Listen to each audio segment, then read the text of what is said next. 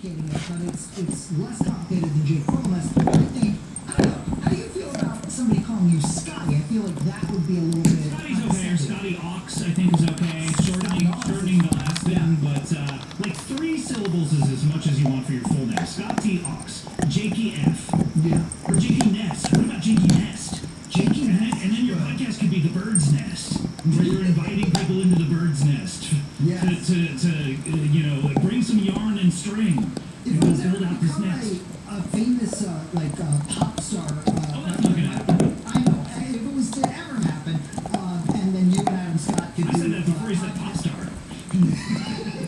But let me play out the dream. Okay, sure. If I become a famous pop star, maybe it's I'm so huge and I have such a catalog of work that you and Adam Scott do a podcast where you're analyzing my albums. But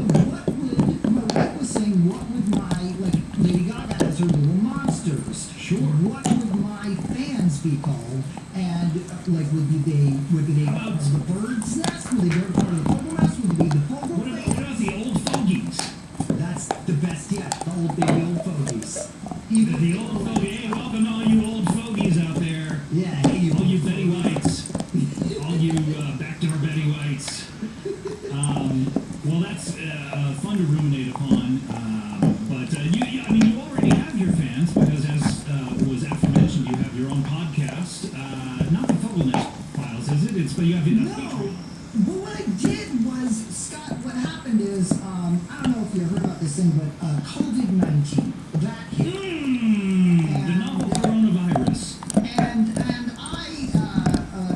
very lucky. I was basically it was like, hey, you gotta write a script. And by the way, I always thank you. When I first moved to Los Angeles, I wouldn't have been able to move to Los Angeles if it wasn't for you. And I sat down with you, and you said, what do you really want to do? I said, I think I want to write for TV, and I want to make shows with my friends. I've been very, very lucky to be able to do that. So at the beginning of this pandemic, they said, okay, time for you to write that script. So I was working on that. And then when you're writing the script, you're going nuts. It's literal insanity. It's painful. So it's like you're thinking of things for people to say, people that don't exist.